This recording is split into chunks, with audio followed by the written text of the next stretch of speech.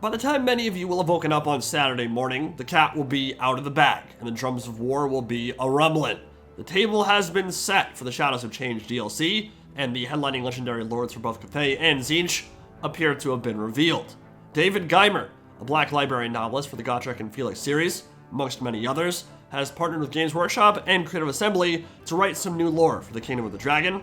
Yuan Bo, the Jade Dragon, Miao Ying, the Storm Dragon, and the Changeling are the focus of this particular narrative.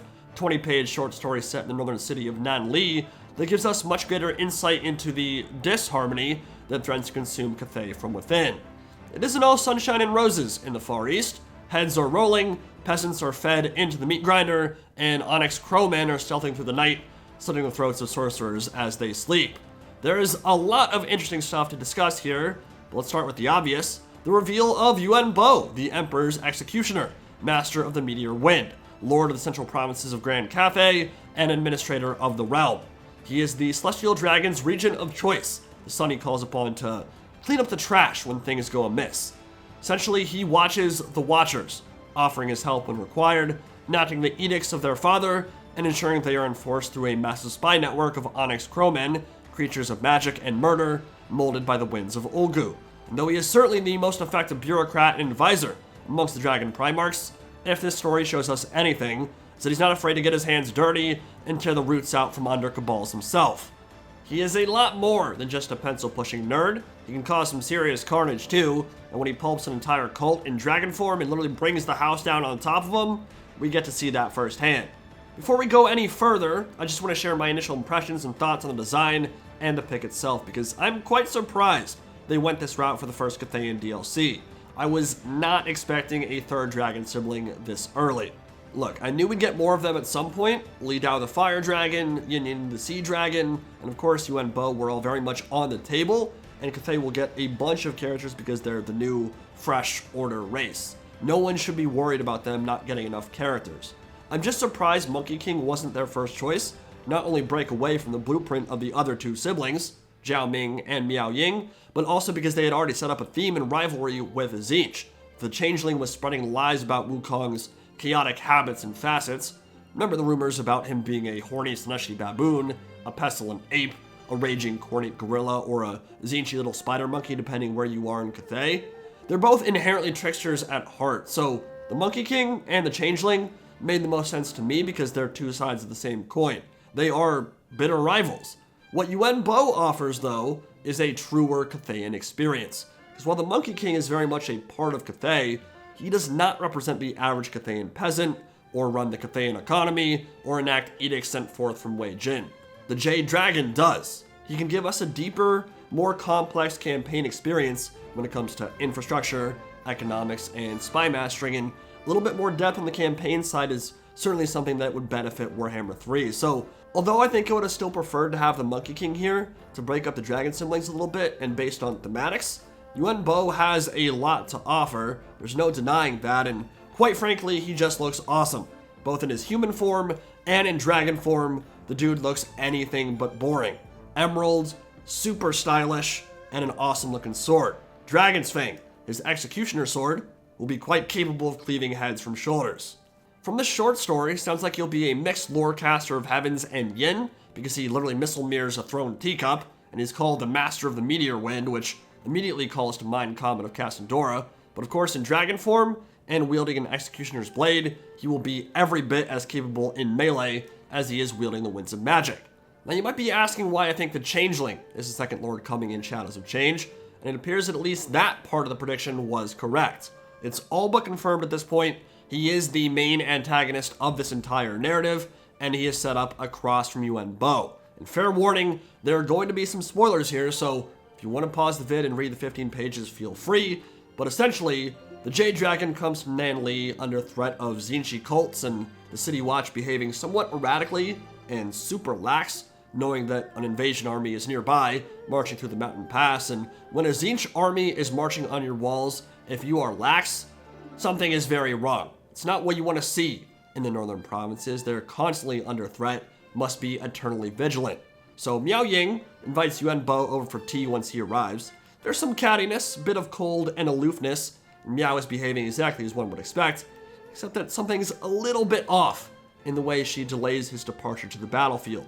There's one slight mistake she makes in reading the Jade Dragon's decorum, and it's enough to confirm his suspicions that Mother Meowist isn't who she says she is. She's a demon impersonating the Storm Dragon, and it leads to outright hell breaking loose in the center of the city as battle is finally brought to its outer walls.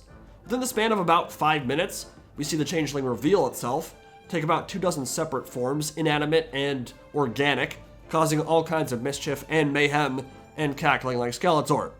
The dude's a straight up Scooby-Doo villain. And from a gameplay perspective, this is exactly what you'd expect from the character. It's what he's all about, taking the form of important lords and copying their stats. Greater demons, Karl Franz's, Durthu Okartz's. The Changeling can take the form of any character and behave like it in combat, although obviously with some limitations. And yes, it's true, he is a hero on the tabletop, and in the lore he is more of an agent of chaos than a leader of men or demons. He does not fit the standard archetype of general, but that's nothing new for the series, and it can be said about multiple lords that have come before, like Deathmaster Snickage and Clan Eshin, a hero character on the tabletop, very much an agent in the lore, not a general, and yet still a legendary lord in Total War Warhammer, and it appears we will be seeing that again with the Changeling. Beyond that, the lore snippets we get in this short story are pretty cool. Another of the dragon siblings is finally named Shiyama. The first daughter of Yu Yin and the Celestial was killed before any of the others were even born. The Changeling attempts to shock Yuan Bo by taking her form, wearing a porcelain mask of yin and yang, shining with bioluminescence and eyes cold and blue. In the current timeline, Shiyama sleeps beneath the Dragon River on the eastern side of the Great Bastion, guiding the souls of the dead to the 10 courts of Shyish and killing any who attempt to ford its waters. She is the spirit dragon of the underworld. We also get a very interesting look at what will presumably be 2 of the new units included in Shadows of Change. The Onyx Crowmen first appeared in Tamarkan Throne of Chaos, but were never described nearly this in depth. Half the height of a Cathayan man, they are naturally half crow and half man, used as spies, scouts, and assassins. Only serving Yu Yin, the Moon Empress, and by extension, Yuan Bo, they are not born and cannot die, but instead are beings of magic, almost like demons in a way, seeing only in the 4 shades of the elemental winds. They cannot be tricked or misled, for they always sense lies. They feel no compassion or fear, and they are drawn to evil sorcery like magpies to silver, which is why they are an incredibly useful tool for rooting out heresy and chaos cults.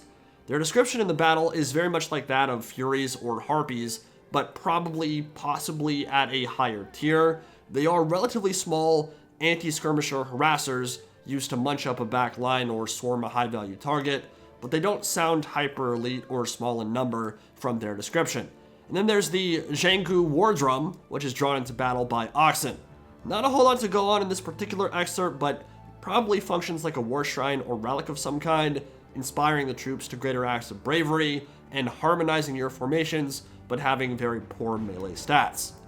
Maybe the biggest takeaway from a lore perspective for Cathay here is that they're very much like the other human kingdoms in a lot of ways. They deal with corruption and stupidity and folly, and it is only through militant oversight they are able to hold on to their facade of harmony. But the reality behind that is very much darker. They kill their own, they execute those that do not fall in line or mess up badly. Miao Ying comes in and puts a bunch of heads on spikes once she finds out what happened in Nanli, and the conversation between her and Yuan Bo at the end of the story was definitely the highlight for me.